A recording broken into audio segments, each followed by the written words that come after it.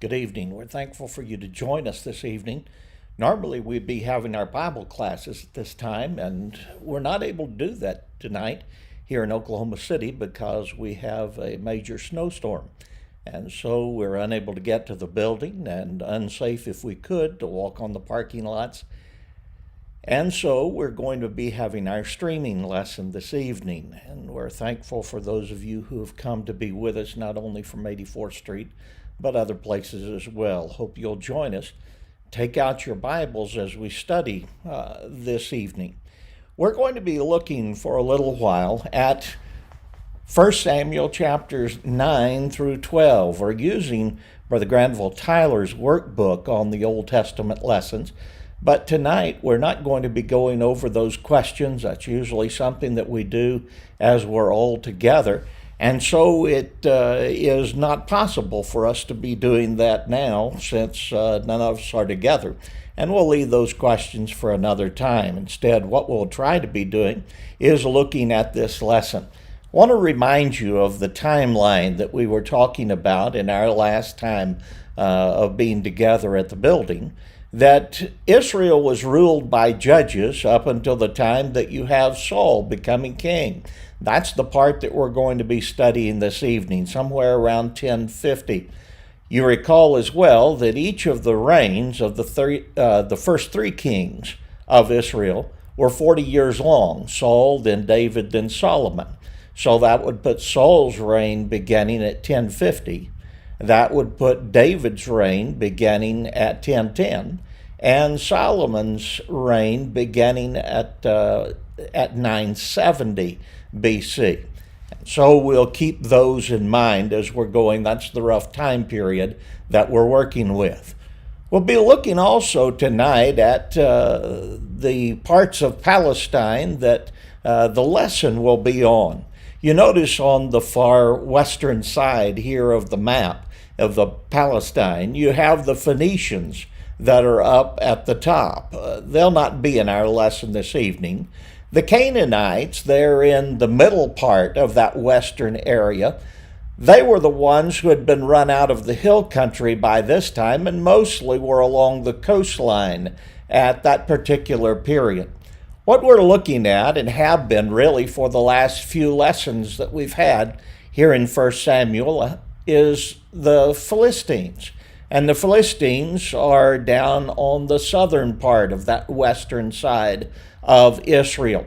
You notice those cities there that are given of Ashdod, Askelon, and Gaza as the main cities that are there in Palestine that we've been looking at.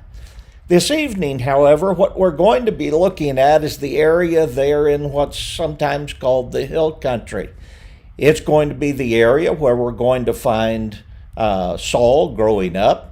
He's going to be sent out on a journey to look for donkeys that are lost from his home and meet up with Samuel. Samuel's going to anoint him as the king, and then he's going to begin his reign as king and have it the first to lead the people in battle, and then to be confirmed again and anointed before all as king, as Samuel leaves off in giving us a lesson about what Israel ought to do under that king. So we'll start our study there and go into the point of noticing also Jabesh Gilead is where that battle will take place. So we'll look at that as well on the map here this evening.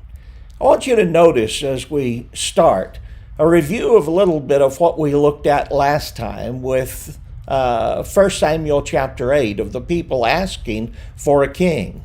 The fact was that having a king was not inherently sinful. If it were, God wouldn't let them have it. And besides that, we see very clearly what's pointed out is that their king that they wanted, the type of king that they wanted, what they wanted him to do, and their attitude toward that was the problem that caused the evil there, and it's what God condemned. When Samuel warned them in chapter 8 about what the king would do and what would be required of them in having that king, what he was doing was quoting from the Old Testament law. Over in Deuteronomy, the 17th chapter, You start there and you notice beginning in verse 14 the statement being made, when thou art come unto the land which Jehovah thy God gives you, and shall possess it, and shall dwell therein, and shall say, I will set a king over me like all the nations that are round about me. Thou shalt surely set him king over thee, whom Jehovah thy God shall choose. One from among thy brethren shall thou set as king over thee. You may not put a foreigner over you who is not a brother. He goes on then to talk about the king that they would have, that he would be required to live by the law like everyone else. He would have a copy of the law given to him by the priests and Levites so that he would always be aware of that law and lead according to that law. Elsewhere, you find the same kind of statements made about what that king would be required to do as you go through the rest of the Old Testament. They were given regulation that they would live by, and that was the point that 1 Samuel chapter 8 was making, looking back at that law and what was required of a king. The people sinned in their desire for a king by not having a desire for a king that God would want, and not recognizing that God was the ultimate ruler over them. But even though the people sinned in asking for that kind of a king, God used this in order to bring about the good for Israel. There were many blessings as a result of the kingship. When you come to the time of David, the peace brought with the battle of the Philistines being discontinued at that point, and Israel reaching its ultimate boundaries that were intended. You also have that king being used as a statement of the Messiah to come. He was the figure of that messianic king, that one who would reign forever and ever, of course, that being Jesus Christ. So, even though they had sinned, God could use that wrong unto his glory. He did not make Israel sin by asking for a king. He condemned them for doing so in the kind that they wanted. But then he was able to use that unto his glory. That tells us something about how God's providence works in such matters. I want you to also notice very quickly, and we're not going to spend long on this, but the fact that that centralization of having a king sounded better at the beginning than it actually ended up in the end. The judges were local, and they would respond to local needs. You remember we've had the maps up there of the different leaders that were given at that time of these judges and where it was that they judged. And basically what you found is where the need was, where there came up those who were oppressing them, that's where God gave the judge and brought him into place to deal with those who were the oppressors. The further away that government got, the less efficient and less accountable it would be.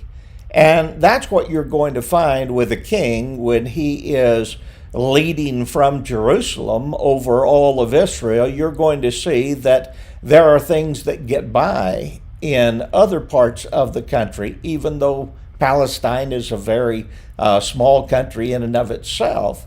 It's going to be something that's going to be less efficient than what was there before. Really, without getting into any kind of political statements at all, that's really something that you see over and over again, even in our time, that it's less efficient when it goes the further from the home. And basically what you find is, too, that when you have centralization, it often eases the path toward apostasy. What I mean by that?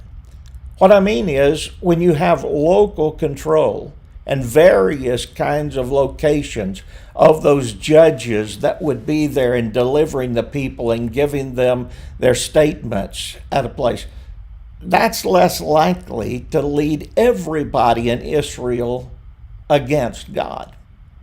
When you have judges that were there and even judges, people who were trying matters before the gate at a city, you had a more local kind of a representation of that. If they went wrong, who did they bring with them?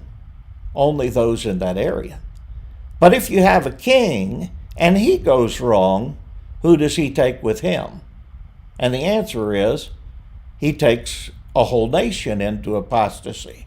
And that's what you see later on as you recognize what takes place in the reigns of these kings. God's way of governing with judges and with those closer to home really is something that we ought not only see working in Bible times, it's also something that we see same semblance of that in our time as well.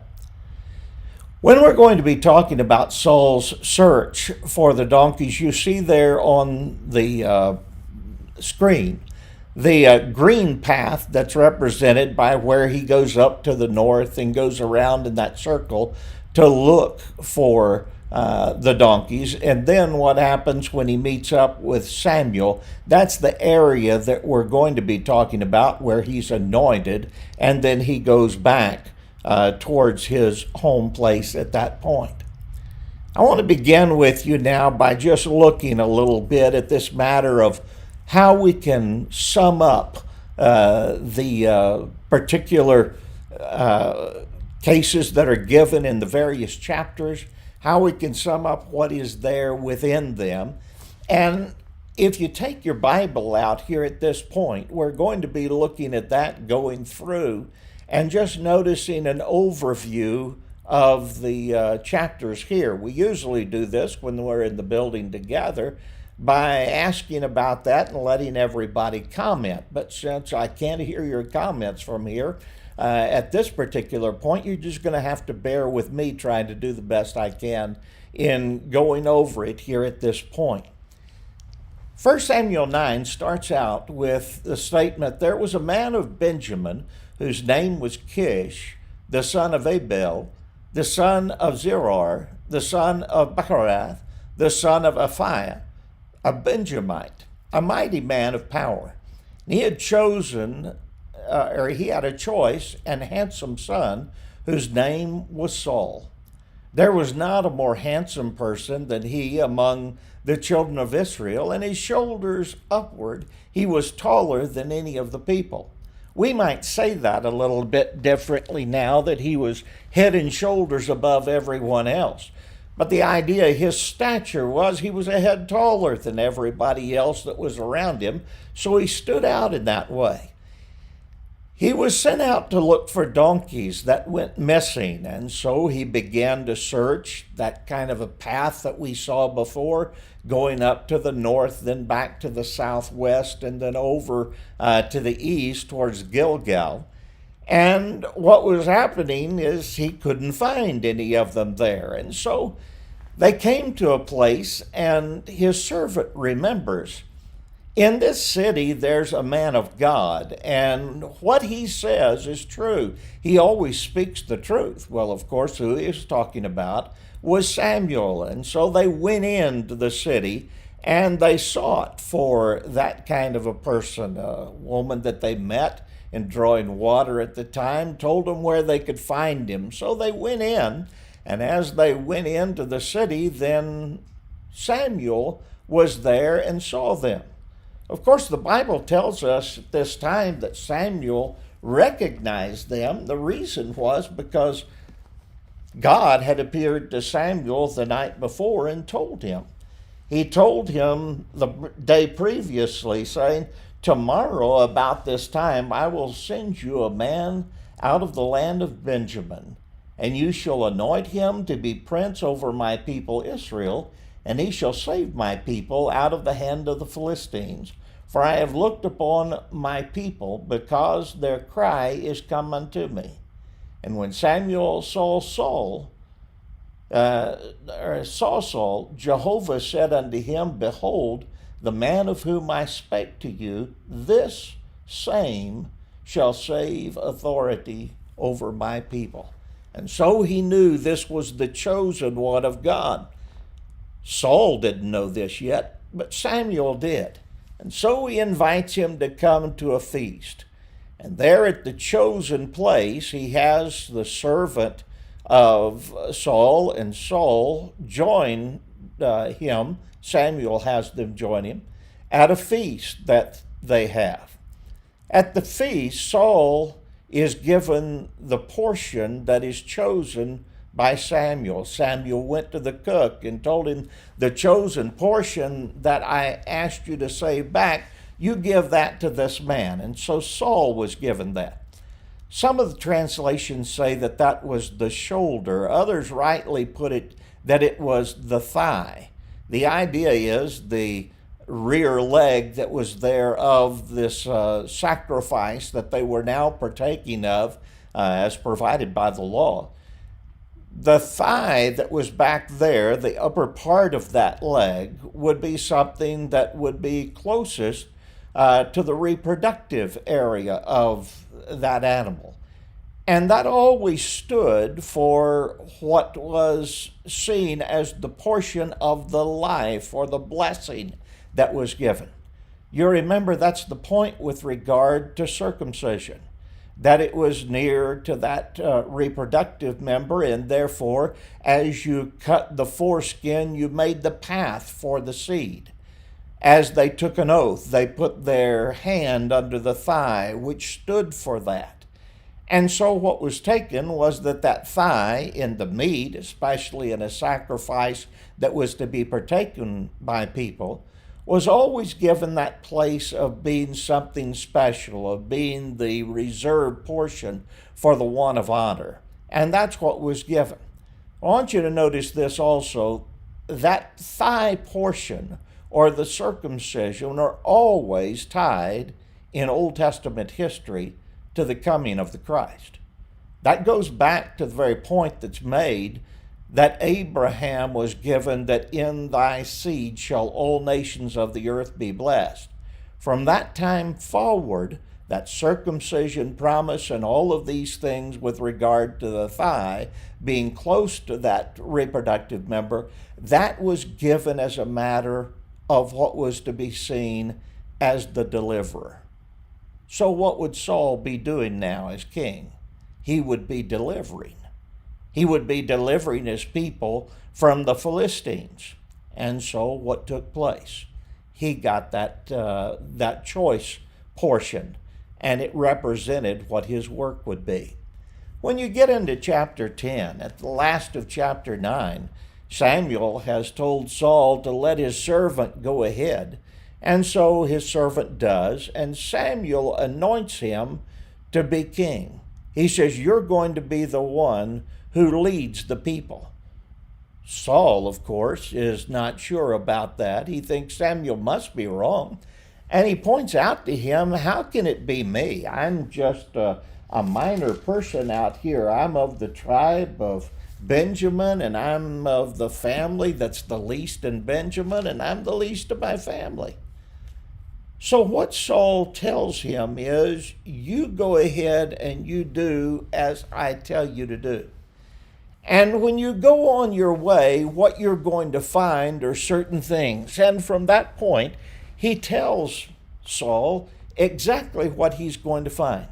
Here's what you're going to come into contact with. You're going to come into contact at this particular place, and you're going to find people who have various things there that are day-to-day activities. You'll meet up, for instance, starting with verse 3 of 1 Samuel 10.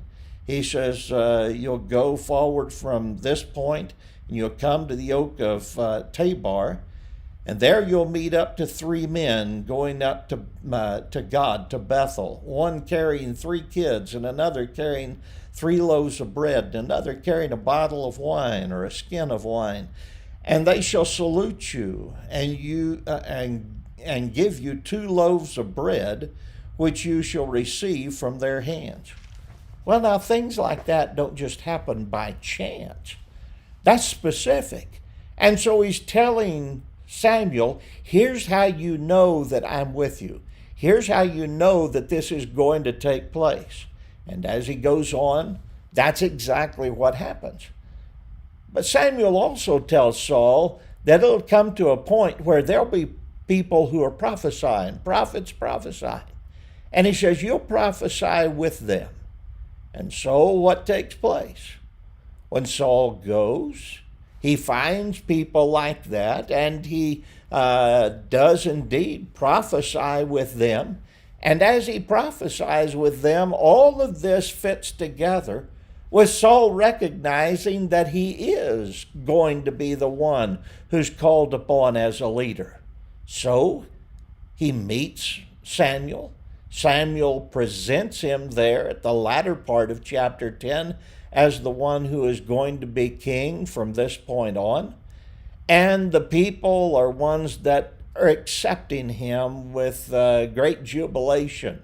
Almost all of them. Some did not, as we noticed in the last few verses of the chapter. But most, looking at him, recognized him to be a king as they wanted. You know, it's oftentimes been said that as the scripture declares David, it talks about him a man after God's own heart. Well, Saul was a man after Israel's own heart when you look at him. He was one that looked like a king. He was the big scrapping fellow. He was the strong man that was there. He had all of the looks to be the king. And what did they want? They wanted someone to go before them and fight their battles. Well, Saul looked the part. We're going to find out in a few chapters later, David didn't look the part, but he sure played the part. He was the man after God's own heart, and he did as God would have him to do. When you get into chapter 11, what you notice is the first test. God's going to show that indeed I'm going to lead you by Saul, and he's going to serve as a king that will help you to overcome your enemies. God was going to be with him in this, and that was certain. It says that in chapter 11 in verse 1, Nahash the Ammonite went up and besieged Jabesh Gilead. And all the men of Jabesh said to him, "Make a treaty with us, and we shall be subject to you." This evidently is some of the people that chapter 10, at the very end of it, pointed out were not happy to have Samuel. Maybe they thought they were too far away. You remember Jabesh Gilead, as pointed out on this map, is way up to the northern part, just south of what we call the Sea of Galilee in the New Testament, what's called Gennesareth in the Old Testament. But it was all the way up to the north, whereas Saul lived all the way in the south. And so these men of Ammon think we'll be able to get by with attacking these folks all the way up there. And the men of Jabesh Gilead said, "Well, we'll serve you. You tell us what you want." Well, that was going to be a bit of a problem, because Nahash then told him, "Well, what I want is to put out the eye of all of you men, and to have this done on the same day. Then I'll watch over you, and we can have that treaty."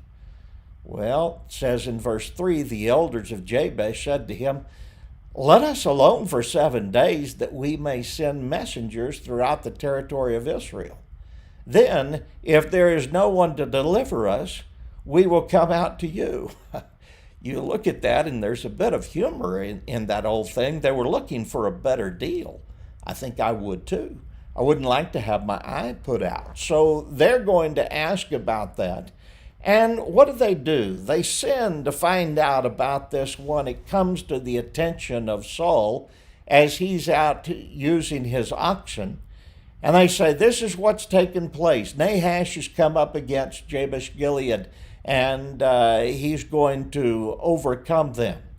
So Saul brings his oxen and cuts them into pieces and sends them all over Israel and says, "You come and help the deliverance of the people in Jabesh Gilead, or we're going to do this to all of your oxen." Well, that tended to make them get the point that they better do something. And so what happens is Saul goes up towards Jabesh Gilead, and he musters a force of the Israelite army. It says that they encamped at Bezek.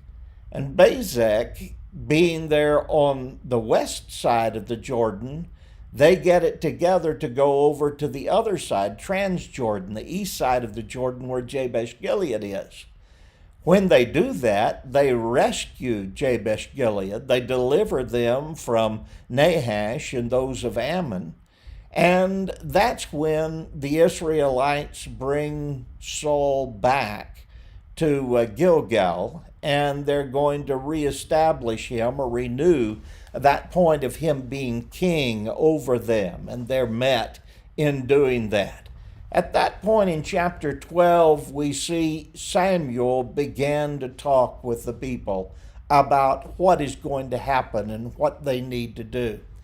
But really, Samuel is going to talk more to them than just about Saul. What he begins to do in verse 6 is talk to them about how God has delivered Israel time and time again. He starts out with a lesson on telling them God delivered you starting down in Egypt. That when you went there and you came to be enslaved and you cried out to God, he sent a deliverer. And that deliverer was the one the deliverer being Moses and Aaron. They delivered you out of Egypt, and he continued to be with you in that way. He went on and talked about the start that was there not only in Egypt, but then by the judges, as God brought them in the conquest. And then after that time, in the various judges, he noted in verse 11, for instance, of chapter 12, who all God had given there, and ended up, and Samuel, and he delivered you out of the hands of your enemies on every side, and you dwelt in safety. And so now what happens is he also did it through Saul in bringing about Saul, and he was one who delivered you from the Ammonites and that threat that was present there. He says, now, here's what you do. The deal is the same as it always has been, as God presents it, and Samuel talks to them about this.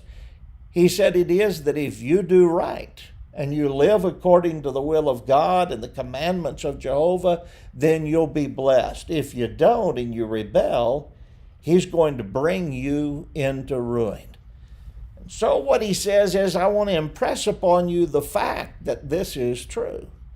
And he says, here's what I'm going to do. I'm going to bring on you lightning and thunder and rain, and you're going to find out that God has spoken. Well, they do. When that happens, they cry out for deliverance and say, stop it. And so what happens? What happens is that Samuel stops it, and he begins to tell them more about what it is that will happen with them.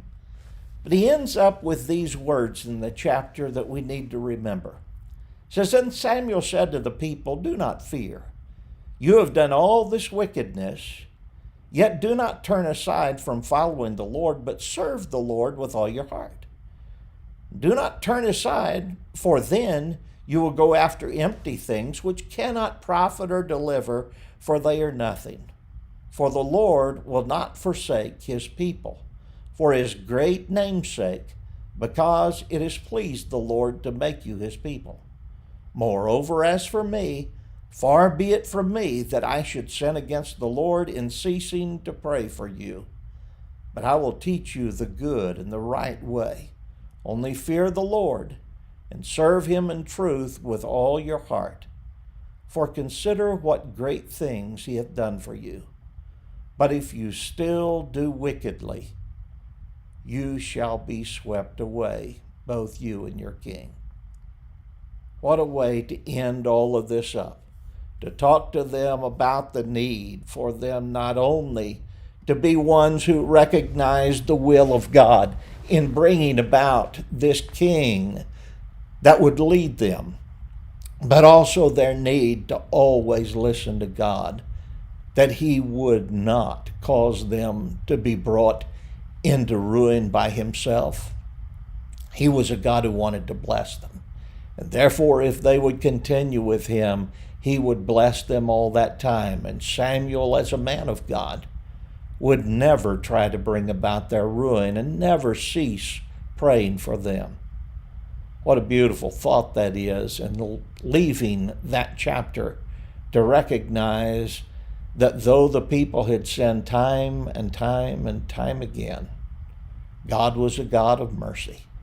And he permitted them to come back to him, and not only come back to him, but to bless them when they did so. And so now what do we have? What we have at this point is that we look there and recognize that there are some points that come to us as we notice what happens in this particular part. What are the main points that we think of when it comes to this particular chapter and what it tells us? Well, there are some things that I think we recognize very clearly.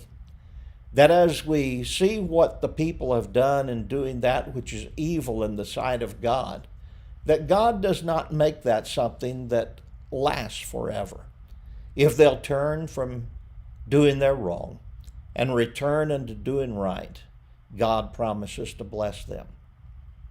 That as God tells Saul what would take place with him and him being made king, and how he verified that, we notice how it is that God anoints people. That's going to come to play not only throughout this particular part of the Old Testament, but when we come into the New Testament as well. The Spirit of God comes upon Saul, and what does he do? He prophesies. Does that mean he does so all of the time? No.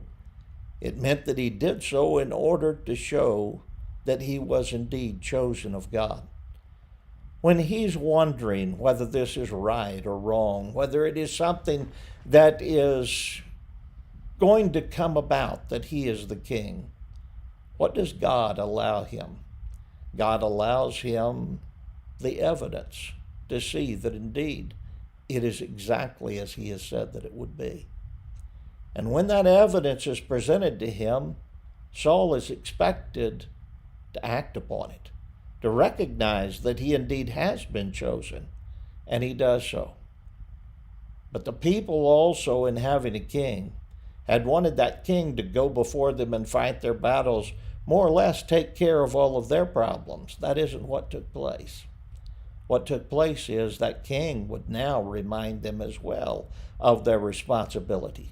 Samuel would always be there to remind them of their responsibilities as long as he lived. And other prophets would be raised up to do the same thing. God always raises up a messenger to speak the truth. If you and I fail to be that messenger, God will still bring one about. We can be assured of that, because it is his intention for us to know what is his will.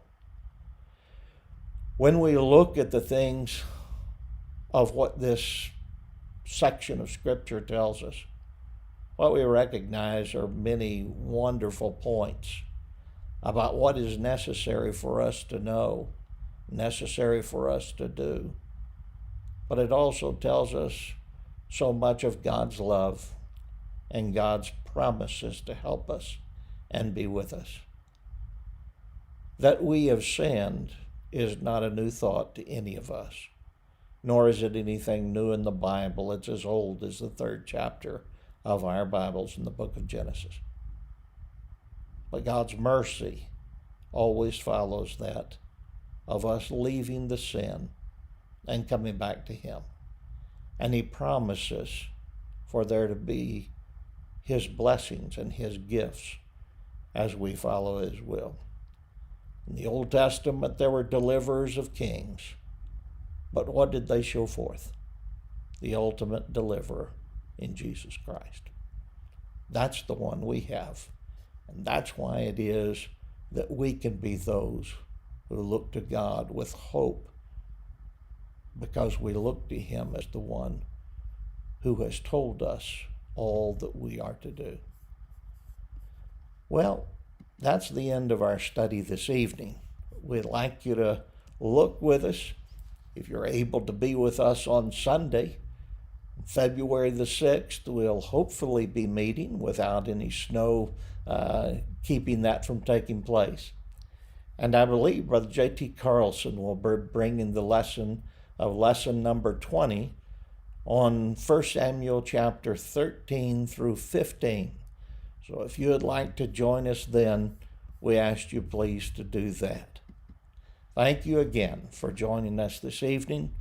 Hope you'll be with us if we have this kind of problems again in the future, if we have to do streaming. But if not, you can always catch it on our channel for YouTube channel and also on our website of the past lessons on this particular book. God bless you and good night.